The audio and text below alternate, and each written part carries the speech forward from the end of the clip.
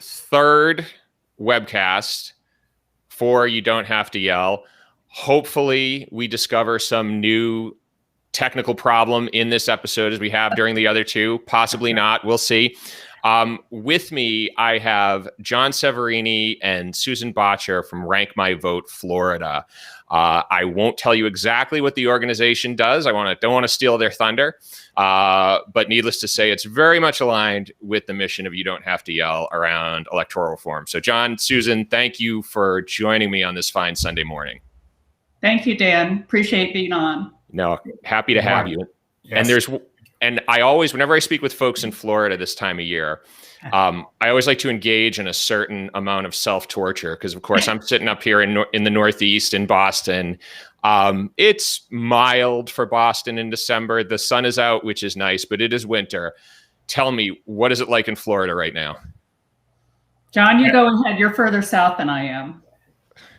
I was just outside. I'm going to say 70 probably. It'll probably get to 77 today, and absolutely gorgeous. Not a cloud in the sky. Sorry, Dan. That's all right. That's all right. Susan? Yeah, so I'm a few hours north. John's in Sarasota. I'm in Gainesville. I'm a few hours north. And this morning when I went out to go get the paper, it was mid-50s and very, very foggy. So that cool damp, which I don't care for, but it's going to burn off. And the high today is going to be 75. I will take that over what I have here. I'm not even going to tell you, but I this time of year, I always engage in a little game I call "Why Do I Live Here?" Just because, again, for anybody watching this who's in the Northeast or in the northern parts of the country, you'll understand it gets grim. And so, John, you're a native New Yorker, though, correct? That is true. Yes. And you I can empathize. Certainly. Yeah. Well, see, here's the thing, though, is it's America and we're free to leave. And you were smart enough to go south. So congratulations. And now, John, just to kind of help the viewers or the listeners, frame where you are in the organization, what's your role within Rank My Vote?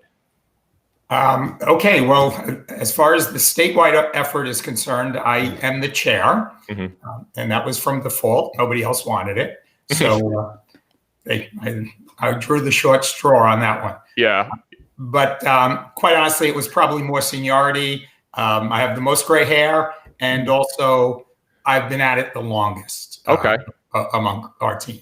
So. Okay. And I guess I should ask, too, as well, before we go into your introduction, Susan. John, could you just quickly talk about the goal of Rank My Vote Florida? Sure.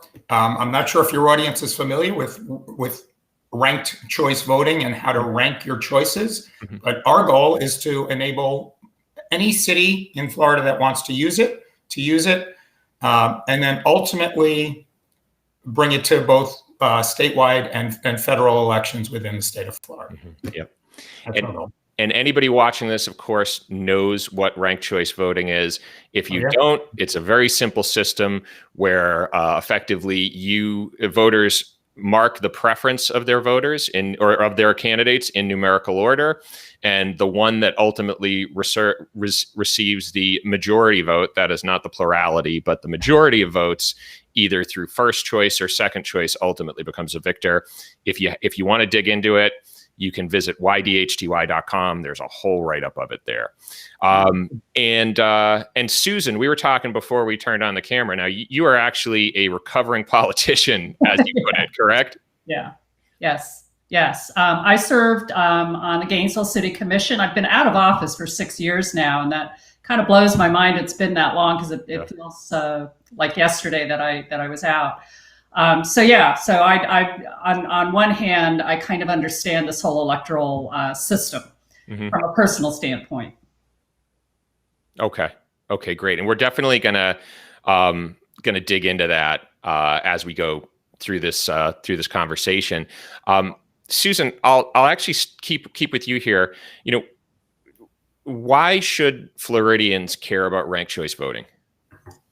Well, there's a lot of reasons. And I think once we really get into the meat of it, you'll see that this is kind of a multi-layered opportunity for us. You'll hear us talk about how it can level out some of the rancor that exists between political parties and certainly on the local level between particular candidates. Because in order for you to appeal, you may not be somebody's first choice, but you may be somebody's second or third choice. that you don't want to alienate the entire electorate. You want to appeal to a broad electorate. But from the standpoint of somebody who has served in public office, and one of the main tasks that our elected officials are, have to really keep at the forefront is, how are you spending taxpayer dollars? Are you a good steward of the tax base? And I would say the best selling point for ranked choice voting that cuts across any political or partisan lines is it saves money. It can save a lot of taxpayer money. So for example, in the city of Gainesville, traditionally we hold city commission elections every spring, every year. And very often, especially if there's a seat that's open, you get, 3, 4, 5 people running for an office. In fact, the first time I ran, there were 5 of us. And I won in the first, I didn't win. I made it to the runoff. Mm-hmm. And so when you find out how much it costs for the taxpayers to pay for runoff elections in the city of Gainesville, depending on a number of factors, it could be anywhere from $150,000 to $250,000 to conduct a runoff election. Well, over the course of 5 years, and municipalities have 5-year budget plans, you're talking, upwards of $1 million. And when you have a municipality whose annual budget might be, $100 million, that's a significant chunk just to hold a runoff election. So with ranked choice voting, you avoid runoffs because it's all done in that first round. Yeah, and not to mention the fact too that especially in this year where municipalities are already cash strapped, the fact that they would be spending that amount of money on an election is not insignificant, I think. Yeah. Can I add to that? Yeah, please do. Please do.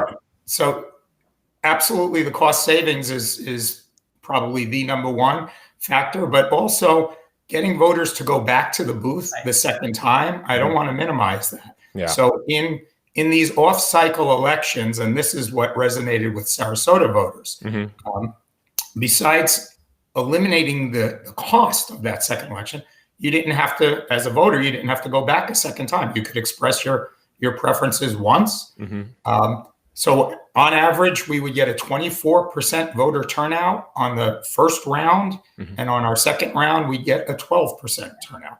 And those percentages seem to resonate across the country, where these off-cycle elections just get very... So at the end of the day, we were voting for our city commissioners, the people that were going to run our city, with 12% of the voter participation. So ranked choice voting literally double the amount of votes that would ultimately decide who ran our cities. Yeah, and I think that's a really good point, John, because voter fatigue is real.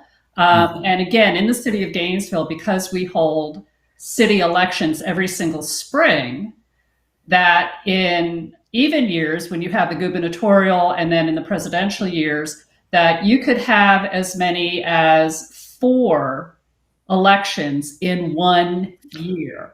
Oof. And I can tell you I know. And I can tell you from personal experience that when you're knocking doors or making phone calls to voters and it's that runoff election, they're like, what, we're voting again? Didn't we just vote? So it's that the voter fatigue. I don't want to call it annoyance because it just really distresses me that people are annoyed by voting.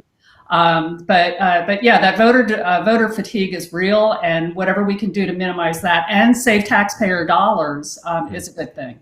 Yeah, and I think the one thing I always like to highlight, and I harp on this again and again and again on the show, is that when you look at somebody's margin of victory in an election, that is a margin of victory amongst the people who voted.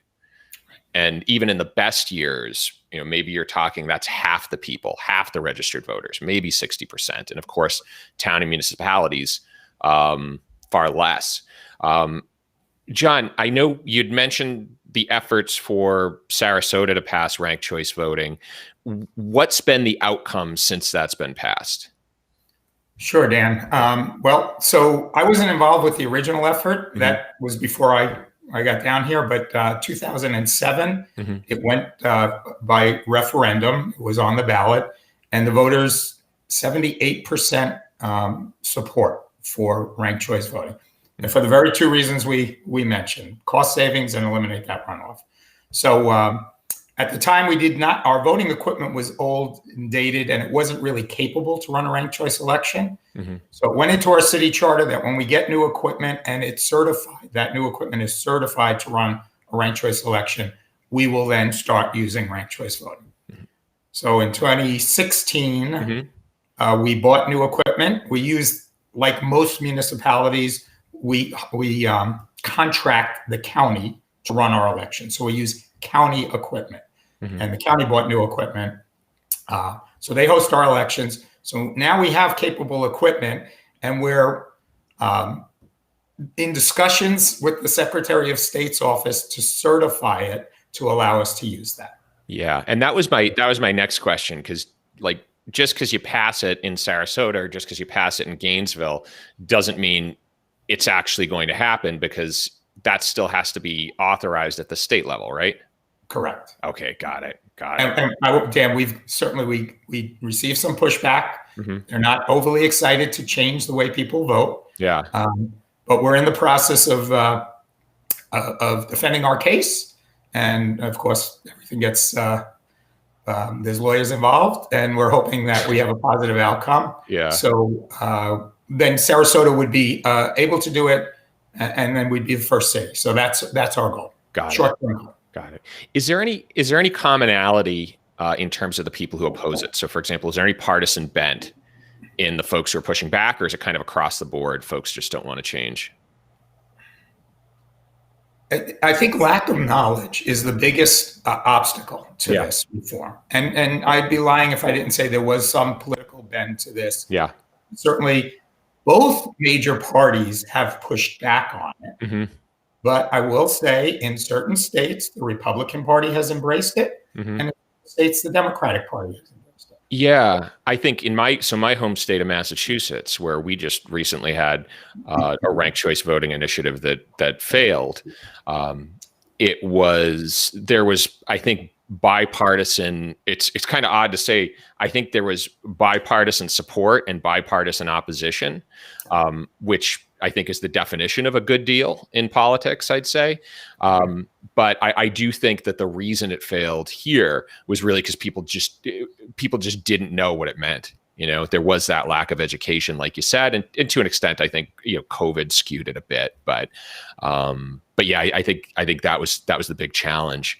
Dan, I just want to add for your viewers that don't know. I mean, you failed, but it was narrow. I mean, you had 54% support. You just needed 60. Yeah, you didn't get there. Yeah, right. And I think, and look, this is going to come back. This is going to come back on the ballot again. This isn't the death of ranked choice voting in Massachusetts. And I think there's some stuff I've talked about in earlier episodes that occurred here during the primaries that I think make a huge argument for it. Now, Susan, I want to jump over to you because, obviously you've been in politics. We actually, again, prior to hitting start here and getting live, Susan and I were talking about our prior careers, mine in stand-up comedy and hers in politics. And both of us had to deal with hecklers. And so, Susan, you don't necessarily have to share any horror stories, but I'm just interested, what was the tone of the elections in Gainesville when you were active in politics? There seems to be kind of an ongoing flow of issues, some that are, fairly mild and others that are real flashpoints. And when I ran, there were a couple of issues that were flashpoints. And again, you can, Gainesville's a small enough community that, you know who all the players are, you know who all the voices are, basically what's behind either their support or opposition for particular issues. Something like ranked choice voting, though, as long as you do the right job or a good job educating people and communicating to them, this is what it is, most people go, oh, okay, this is great. So as far as that inherent push and pull, whether it's between partisan left versus right, conservative versus progressive, or maybe it's just people who have planted their flag on an issue and they're immovable, versus what you as an aspiring elected official, or maybe somebody who's in office. So there's always going to be that tension. I just think that that's part of human nature. But for something like ranked choice voting, my experience with it, if you don't mind me, kind of jumping your question more to how I learned about ranked choice voting. I had kind of heard about it over, a couple of years, never really paid much attention to it because I don't think that it was being pushed quite strongly enough at the time. But when John Severini and Adam Friedman came to Gainesville and gave presentations at 2 different public forums here in Gainesville, and this was about a year ago, right, John? In December, yep. That that I was all ears, and I was thinking, this is something that's fairly new to me, having been in politics and been a political activist for more than 15 years now. Certainly got my attention, and by the end of the presentation, I was sold. And I thought, this is a good thing, mainly because it's not partisan, mainly because it has all the right reasons for why you would want this. There's something for everybody. And so I think that that's the real selling point. So after that first presentation, then John and Adam gave a second presentation at a different group. And it was kind of the same thing. When I go to these kinds of things, regardless of what the topic is, I try my best to read the room, to watch the audience, to kind of pay attention, who's there, what's the demographic. And I can tell you that across the board, when the presentations first started, people, were learning for the first time what ranked choice voting was. They were wrapping their heads around the concept. And there's always people in the room that are looking for, well, what's the nefarious motivation behind this? What wool are you trying to pull over my eyes? But by the end of the presentations, everybody went, oh, this is brilliant. Why wouldn't we want something like this? And so I think that that's what this is all about. It's about educating the public. Whether you're an elected official and you're trying to convince your constituency to support something that you would like to see, whether it's your city, county, state, whatever do, or it's something like this, it's going to be an advocacy campaign, that the proper education, the consistent education, and the fact that it's so easy to demonstrate that something like this is not partisan, that it really is what it is. There's no hidden agenda other than let's make voting easy, let's make it more fair, let's make it less expensive, and there's actually, several other reasons why ranked choice voting is something that I think once educated, people will by and large support it. Yeah. And it sounds like, if I'm hearing you right, it sounds like for the most part, when you're going out doing these presentations, the reception is mainly positive. Am I hearing that right or no? Yes. Oh, absolutely, Dan. Yeah. It takes a few minutes. It's not the easiest topic to convey. It's so much easier if you can show them. So if I'm doing a PowerPoint presentation and I have slides to reference, everybody, the lights go off and everybody says, yeah, I get it. When it's a one-on-one conversation, a little more challenging. I think it's a combination of people are resistant to change, and elections are a holy grail. You don't play with that easily. So people have to really be convinced there's a benefit and a strong enough benefit to change the status quo. But once you can educate them, I think it's an easy leap. They are usually quick to jump on board. Yeah. I think, it's funny in a lot of ways, as I listen to you both talk, and I think now is in a lot of ways the best time and the worst time to bring this up. Yeah. Because I think there's certainly a high degree of cynicism, a high degree of, I think, disillusionment. And at the same time, there's also a high degree of suspicion. And so I'd imagine one of the big challenges, and something you mentioned earlier, is just kind of getting over that hurdle of saying, no, this isn't designed to benefit one party or the other. It is honestly designed to moderate the tone. So Dan, and I'll just share, that's why we think at a city level, it's the logical place to approach this, because most city elections, and certainly ours in Sarasota, are nonpartisan. There's no letter next to any candidate's name. Mm-hmm.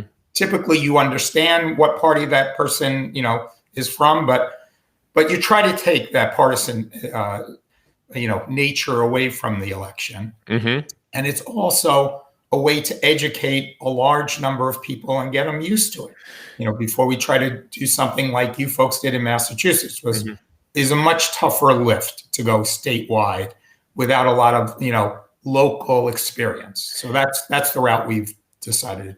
Yeah, that was my big question too, because your organization is focused specifically on municipalities rather than going for state or federal office. Whereas, Massachusetts, really, we just went for the whole state. Now, that being said, Massachusetts, a much smaller state. Florida, you're talking. And can I also share? Yeah, because I know very close friends with the people that ran that campaign up there, and I know a lot of the, Cambridge, Mass has been doing it for years. Mm-hmm. So, you do have that local experience to point towards. The state of Maine adopted it. And again, kind of nearby neighbor of yours. And that campaign just felt the mood was right. And I think without COVID, I personally believe that would have passed in Massachusetts. The inability for people to get out and knock on doors and do farmers markets and explain it is probably what at the end of the day did it in. Yeah. I mean, certainly like everybody I talked to was for it. And if they weren't for it after they talked to me, they were. Right. And it's not a hard sell. And it's funny because I even, in I mean, I don't know how it is in Florida, but in Massachusetts, especially in the Boston area, politics is serious. Yeah. And even at the town level. So I live in a town I live in, Dedham, Massachusetts, which is probably like under 30,000 people. You would be surprised the level of emotion that can be aroused during these elections. So anything that kind of calms us down a bit, I'm 100% for. No, go on. Were you going to say something? Oh, I'll just share on that tone. Yeah. One of our biggest supporters in Sarasota is our mayor. Mm-hmm. And, she didn't know what ranked choice voting was until last year when, I went around and explained it. And she got on board immediately because she said, you mean I don't have to run a second campaign? Mm-hmm. The energy, the cost, and it's not pretty to get out there and run a campaign. You get beat up. And then if you're the lucky one to go on to the runoff, you get to do it all again. Mm-hmm. And 3 months later, you have to raise money, go back to all your donors. So, I mean, the politicians like it. Why put everybody through that whole process twice? Yeah. Yeah. Oh, absolutely. I mean, so tomorrow, actually, I'm speaking with someone from Better Ballot Georgia, which is a, ranked choice voting initiative that just started up there. And I mean, these poor folks have been now in an interminably long election cycle that's going to go straight into the new year. So I can't imagine it would be the most difficult sell there. Kind of getting back to the focus on the city level, like, do you feel there's a certain critical mass the organization would need to hit, or a certain critical mass of municipalities adopting ranked choice voting before you could entertain this for other elections, like against state legislature or federal offices? So Susan, I'll field that one if you don't mind. But Dan, no, I'm going to, the short answer is we need to get several, and, I'm going to say 3, 5. We need to get several cities using it, get people comfortable. But at the same time, we need to see what happens nationally. And this effort is gaining a lot of momentum. You said Georgia, but I know of at least 25 states that have active ranked choice efforts. We know Alaska just passed it, so they'll be the second state to use it. There were 2 other states that were supposed to have it on the ballot, but it wasn't because of a technicality. So we see a lot of momentum. And so to answer your question, I think it's a combination of how successful we are with cities and how successful other states and other cities are, because that will influence, I think voter interest in general. Yeah.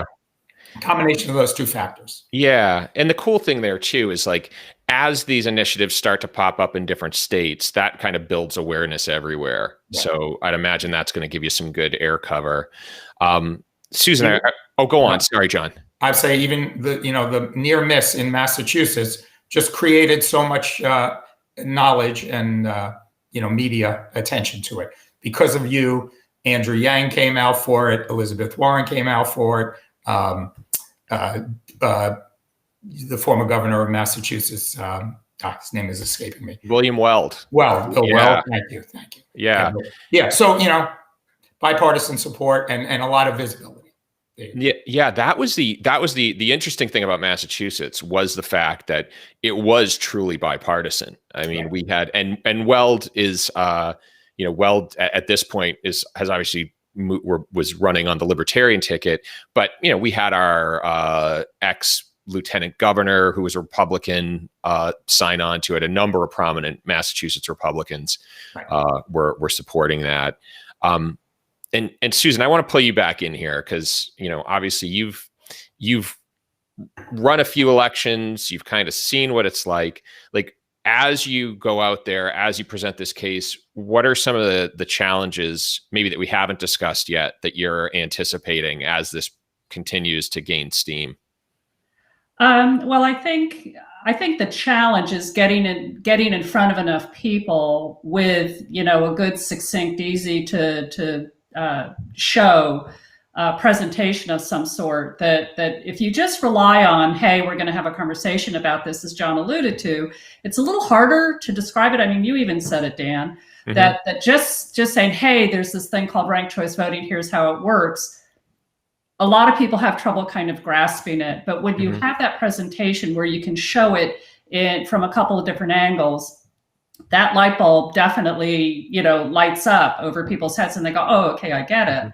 Strategically, and I can't imagine Florida's really that different than any other state, that strategically, I think that when you're talking about passing it on the municipal level, there's more than 400 incorporated municipalities in the state of Florida.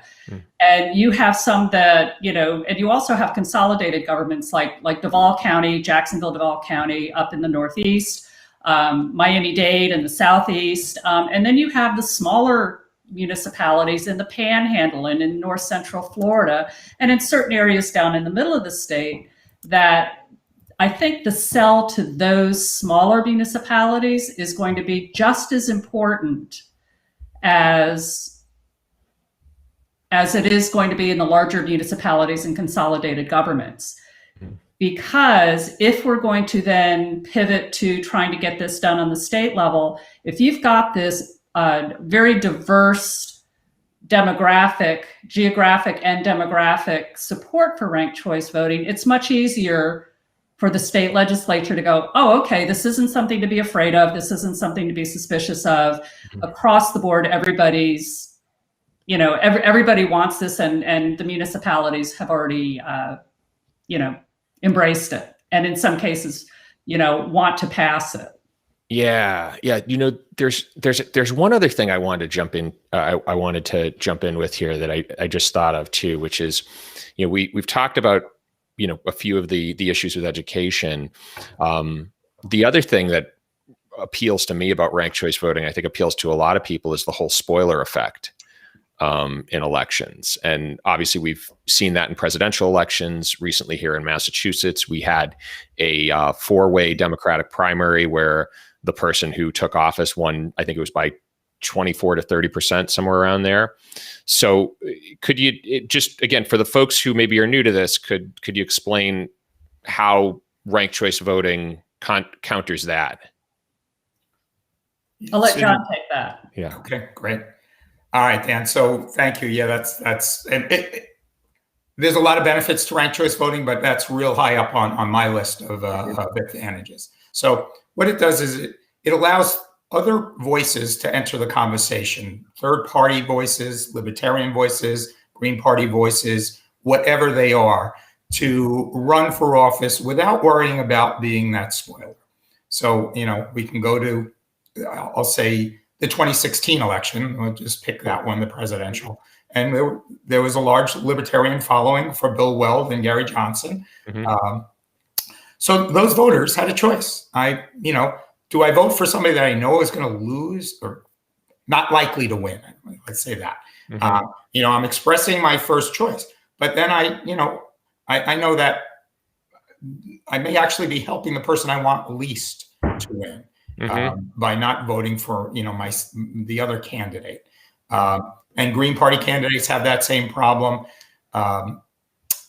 Certainly party primaries. You mentioned party primaries. And that problem is both parties. Both parties are affected by that spoiler. So the voters have to choose. Do I want to express my real desire, or do I have to vote strategically for my, So ranked choice allows you to do both. Yeah. It allows you to pick your first choice and express that, and then pick a second and a third. Yeah. But primaries are even possibly the better example, where in this year we had in the Democratic primary 23 candidates. So I have to pick one. I only have one choice out of 23. I know personally I had a lot more than one. And in Florida, a unique thing happened, which wasn't just Florida. Several candidates dropped out right around the time of our primary election. And what happened was a lot of mail-in ballots went out. People voted for candidates, returned them, and before the primary, that candidate had dropped out of the race. So that ballot was totally, wasted. It was a wasted ballot. So with a ranked choice, again, you would have been able to express several choices, and probably you would have had a choice that was still in the race. So tens of thousands of ballots were wasted in Florida alone, and hundreds of thousands around the country. And then the final thing was candidates winning with very small support. So in a very large field, 16, 18, candidates win with 25 and 30% support, which means 75% of the people didn't vote for that candidate. And we just feel that is driving people to the extreme. Candidates are incentivized to play to the fringes. Because if I only need 30%, I know where I can get it. And I can ignore everybody else. So that's really, really hurting politics in our country. So that's the spoiler effect goes away with ranked choice voting. I should have shared this at the beginning because we actually, so I have four kids at home, and I have implemented a ranked choice voting system whenever we order takeout or whenever we go out to eat. Because, and again, for those of you with kids, you'll understand, like, when you're planning on what to eat, there's always that one kid who's like, nope, I don't want that. I don't want that. And then you spend an hour trying to come to some conclusion as to where you're going to eat. People get hungrier, people get angrier. And then by the time you've made some conclusion, like two of them have already gone and gotten a snack and aren't hungry anymore. And so I implemented ranked choice voting as a way to decide where we're going to eat. So at the very least, if you're not getting your first choice, most likely you're getting your second choice. And it makes for much happier kids. So again, for those of you maybe looking for a way to put that into action in your own life, there you go. Wish I had thought of that earlier, but I love it, Dan. That's beautiful. Yeah. We've been advocating for groups to use it. Anything from a book club, pick the next book that the club's going to read, to voting in your homeowners association, whatever, normalize it, get it out there in everyday life. Yeah. Yeah. Sounds like a good strategy also for, that Christmas list to Santa. Yes. There you go. Yes. Santa, if I can get the PlayStation 5, I would like that. But if not, If a Hot not, Wheel. Yeah, exactly. I'll opt for the puppy. There we go. Yeah. Seriously, just in time, parents. There you go. One other thing I was thinking too, and Susan, kind of jumping back to you as we were talking about some of the challenges to getting people to buy into it. The other question I had is, in politics, we like things to happen now. So we assume, I cast a vote for this, I'm going to be able to do this tomorrow. How long? What's kind of the lag time that you anticipate between when a city adopts a policy and when it's actually kind of in action? Well, something like ranked choice voting, I think would be very simple to implement more quickly than perhaps some other more complex kind of policies that municipalities are faced with. Last year, I served on the city's Charter Review Commission, CRC, and that's where every 10 years, a panel of people, a board of people are appointed by the city commission to go through the city's charter, decide, if there's any changes that need to be made, what are they? And coincidentally, that was when, at the same time, when John and Adam came to Gainesville and did their presentations. And fortunately, it was early enough in our process and the CRC's process where we could, really take a deep dive into it. Long story short, our CRC was very interested in putting this into the city charter. What stopped us was the fact that our supervisor of elections told us that even though she had the equipment and the software that could conduct a ranked choice voting election on the city level, and that's, as an aside, that's one of the obstacles that a lot of cities or counties have, is their supervisors of election don't have the software or the hardware to conduct these elections. Anyway, in Alachua County, our supervisor of elections did have that software and hardware, but she told us, she goes, I can't do this because I'm prohibited by the Secretary of State. She goes, I cannot conduct an illegal election. And so reluctantly, our CRC did not put that on the list of ballot and referendum to put before the voters. Had we had the green light from her, I believe that this would have passed. We have a fairly educated population in Gainesville. We had already started doing the footwork, the groundwork to educate people. Certainly the people who are very engaged and likely to vote in city elections. John kind of talked about, it's like, boy, you're bragging. You got 25% people to vote in a city election. If we get 15% in Gainesville, we're just, we're celebrating. So to get that many people educated on it, I am confident that it would have passed in the city of Gainesville. So Dan, I'll expand on that just a tiny bit. Once we have the legal hurdles cleared, most of Florida has pretty current voting equipment. We've done an analysis of all the counties in Florida, and most of our counties are up to date. So it's a simple matter, and there's only two vendors, two different kinds of voting equipment throughout the state. So it's kind of a simple process for the Secretary of State to formally test and certify ranked choice. And then we have the green light. So once a city decides, like Sarasota did, and like hopefully Gainesville and others will, this is the way we want to host our election, on average, a year to two before it's actually implemented. So the city of New York passed it in 2019, and they'll use it in 2021 for their mayor's elections. Okay. So the process isn't that long in the world of getting things through government. But it's more of an operational thing, testing equipment, making sure it's worked, and then an education process so the voters, know how to use it. And we have there's 25 cities that have already done this. So there's really a lot of experience here where we can borrow from these other cities in the way of educating. It's not an expensive process. And we find, actually, I'll share some of the exit data. Voters prefer it after they get over the hurdle of understanding it. They sit down and they prefer the fact now I have more than one choice, and they become more educated voters because they do the homework. It's not just, okay, I have my candidate. This is, he's wearing the right jersey. I'm voting for that person. Yeah. She is wearing the right jersey. So they do their homework, because who do I want for my second choice? And so that is another, just really nice to benefit.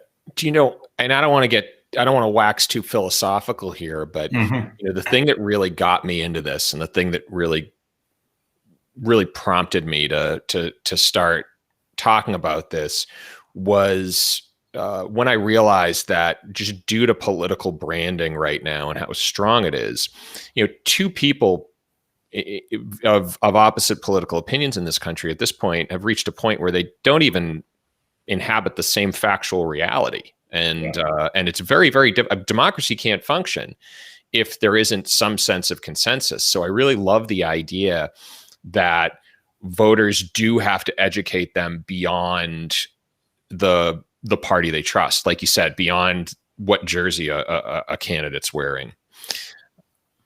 Yeah. And again, that's why we think city elections are the perfect place to start here. Yeah. Everything's partisan, but maybe they're the least. So yeah. And I think, look, I think to an extent, there has to be some deference paid to the fact that people are a little suspicious. They are a little cynical, and that maybe to start small and really start at the local level is the best way to get people comfortable and help people really trust the process, which I think, again, in 2020 is critical. So I was on a national call just last week, and just to that point, California has been doing this for many years in many different cities. And this year, 2 more cities just adopted it in California. So I think they're up to 5 now. And I think it was Eureka, California. The whole campaign, start to finish, was 1 year. And the reason why it was so short is because the neighboring 2 cities have been doing it forever. So everybody in Eureka was like, knew somebody that was doing it. And it was an easy lift, if you will. Yeah. So, and I think that that's a really important point. When you're talking about the strategy of how to get this passed, is this is not a brand new concept. We are not creating something, that's never, ever been done before. In fact, as I was going over some of the notes that I have on this ever since I've joined this effort, I was reminded that ranked choice voting actually was created back in the 19th century. It's actually already in use in many countries around the world. And as we now know, that in the United States, there are a lot of municipalities and counties in some states that are doing it. So for us here in Florida, this makes our lift easier to be able to say, here's where it's working already, and that I think that can really mitigate a lot of that initial suspicion some people have about, well, I've never heard of this before, and what are you trying to get me to do that I might not want to do? That having these examples to show. And as far as the timing, the question that you asked about how long does it take, this was one of the nice things about, where the cities are doing this through charter amendment, is because how you word the charter amendment can either accelerate or perhaps, for very good reasons, delay when it's being implemented. So, for example, our Charter Review Commission, our CRC, completed our work last spring. And we made sure we stuck to that calendar so that all the other factors that needed to be in place could be in place for us to put it on the November 2020 ballot. And we were totally prepared to do that. If, for example, whether it's Gainesville or any other municipality, if you're on some, that same kind of time schedule and you're thinking, we have to give our supervisor of elections, they tell us that they need another year or another 2 years before they're going to have the equipment, you have the funding for the equipment so that the equipment's ready to do it, then in a charter amendment, you can say it will take effect in 2024, 2026, so you've got that flexibility. And I think that that's why putting it in the hands of the municipalities is really the best way to go, because you tailor it to the character of your populace, to your electorate, as well as to some of the structural challenges that you might face. Yeah. Well, one last question for you both, and I'll leave it to you to decide who answers this one. Aside from implementing ranked choice voting at home when it comes to takeout and Christmas lists, if I'm watching this and I'm in Florida and I want to help, how can I take action? That's yours, John. Okay. All right, Susan. Yeah. Thanks, Dan. Appreciate it. Sure. Well, if you're in Florida, help us. All right. We need support all around the state. We need believers to just spread this word, and there's plenty of things to do. So our website is rankmyvoteflorida.org. Spell out every word, rankmyvoteflorida.org. Just join, hit the join button, put your name in there. If you have any special skills, you're in city government, you have a social media blog, whatever it is, let us know, and we'll connect you with the right team that's helping advance this in your area. For all you listeners that aren't in Florida, we love your support as well, but there's probably local organizations in your states. Yep. So we absolutely suggest you just Google search that. And, I can tell you that the national site is fairvote.org. They've been at this the longest. In Massachusetts, there's an organization called Rank the Vote. You want to definitely visit that if you're a Massachusetts person. And we just need to spread the word, folks. It's a great reform.